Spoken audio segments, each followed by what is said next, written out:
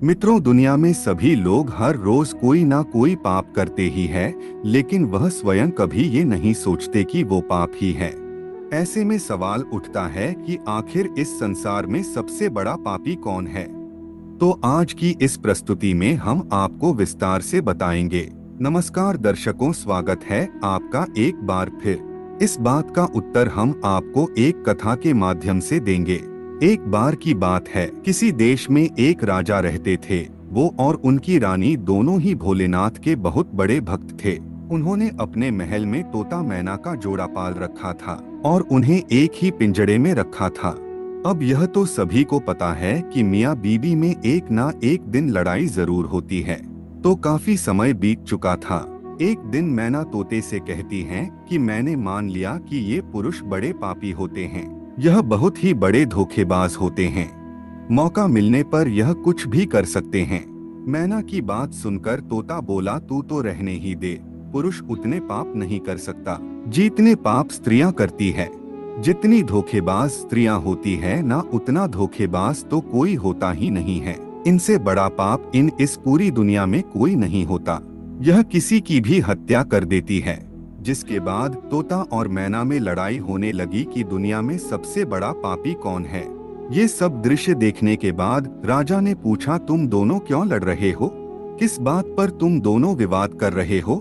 मैना ने उत्तर देते हुए कहा, ये मान नहीं रहा कि दुनिया में सबसे बड़ा पापी पुरुष होता है। फिर तोते ने कहा, मैं कैसे मान जाऊं, क्योंकि सबसे बड़ी पापी तो स्त्रियां ही होती है। राजा ने दोनों से कहा, तुम किस कारण से ऐसा कह रहे हो? तब मैना ने उदाहरण देते हुए कहा, एक गांव में एक सेठ जी थे, बड़े ही धनवान, और उनका जो बेटा था वो बहुत ज्यादा बिगड़ैल किस्म का इंसान था। सेठ जी का लड़का इतना जुआ खेलता था कि सेठ जी बात सोचते सोचते एक दिन स्वर्ग सिधार गए। जब पिता जिंदा थे तो वह थोड़ा थोड़ा जुआ खेलता था, लेकिन पिता की मृत्यु के बाद वह मुक्त हो गया और आराम से दिन रात केवल जुआ ही खेलने लगा, जिसका परिणाम ये हुआ कि जुए में सब कुछ हार गया। फिर वही लौटकर अपने गांव नहीं आया और किसी दूसरे गांव चला गया, जहां वो एक सेठ के घर जा पहुंचा और उसने कहा कि थोड़ा सा जल मिलेगा। तब सेठ ने उससे पूछा कि तुम कहां से आए हो, क्या करते हो? जिसके उत्तर में लड़के ने कहा, मैं व्यापारी हूँ और यहाँ से जा रहा था। व्यापार करने में मेरा सामान समुद्र में डूब गया, तो आप मेरी कुछ मदद कर देते तो अच्छा होता। सेठ ने लड़के की बात सुनी और वह उसकी बातों की जाल में फंस गए तथा कहने लगे कि बेटा, तुम दिखने में ठीक ठाक हो और कमा भी लेते हो, तो क्या मेरी बेटी से शादी करोगे? ये बात सुनकर लड़का खुश हो जाता है और शादी के लिए हामी भर देता है, जिसके बाद दोनों का विवाह हो जाता है और सेठ अपनी बेटी को खूब सारा धन देकर विदा कर देता है। अब इस लड़के को तो केवल धन के लिए विवाह करना था, जो वो कर लेता है। विवाह के बाद वो लोग जा रहे होते तो रास्ते में एक जंगल पड़ता है। तब वह लड़का अपनी पत्नी से कहता है कि देखो, हम लोग जंगल से गुजर रहे हैं, तो कोई भी चोर तुम्हारे जेवर चुरा सकता है, तो ऐसा करो कि तुम अपने सारे जेवर उतार के मुझे दे दो। अब उसकी पत्नी ने उस पर भरोसा करके अपने सारे जेवर अपने पति को दे दिए।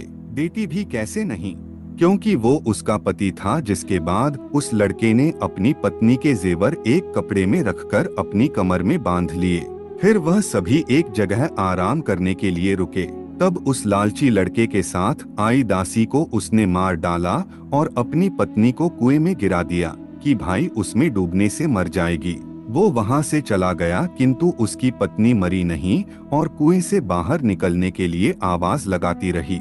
कुएं के पास से एक आदमी गुजर रहा था। तब उसने किसी महिला की आवाज सुनी, तो उस व्यक्ति ने उस महिला को कुएं से जैसे तैसे करके बाहर निकाला।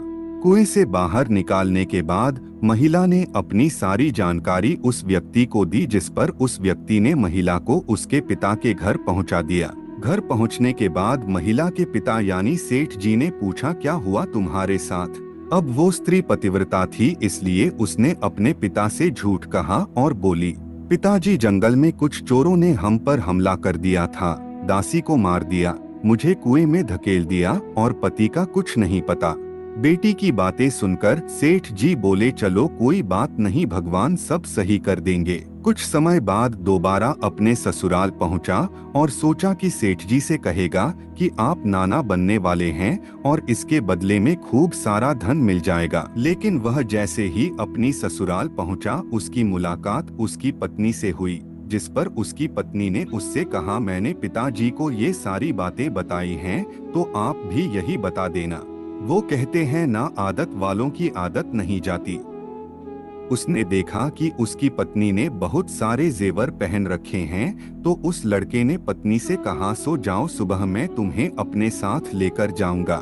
रात हुई और उसने अपनी पत्नी का चाकू से कत्ल कर दिया तथा सारे जेवर लेकर चला गया। राजा को ये सब कहानी बताने के बाद महिला ने कहा कि इसलिए मैं बोलती थी कि पुरुष दुनिया का सबसे बड़ा पापी इंसान होता है। उसने अपनी पत्नी को मारा और सारा सामान लेकर चला गया। मैना की ये बातें सुनकर तोते ने भी राजा को एक कहानी सुनाई, जिसमें उसने स्त्री के चरित्र को लेकर बात की थी। दोनों की बात सुनने के बाद राजा बोले, इस बात का उत्तर मैं देता हूँ कि कौन सबसे बड़ा पापी है। राजा आगे बताते हैं कि जिस इंसान की सोच उसके स्तर से नीचे गिर जाती है, वह इंसान पापी होता है, फिर वो भला पुरुष हो या स्त्री, क्योंकि इंसान पाप करने से पहले यह नहीं सोचता कि वह स्त्री है या पुरुष, उसे पाप करना चाहिए या नहीं। तो मित्रों, आपने जाना कि दुनिया का सबसे बड़ा पापी कौन है। अगर आपके आसपास भी कोई इन्हीं में से एक है तो कमेंट करके जरूर बताएं। आज के इस वीडियो में बस इतना ही। हम उम्मीद करते हैं कि हमारी वीडियो के जरिए आपको कई सवालों के जवाब मिल गए होंगे। अगर ये वीडियो पसंद आई हो तो उसे लाइक और शेयर जरूर कीजिएगा।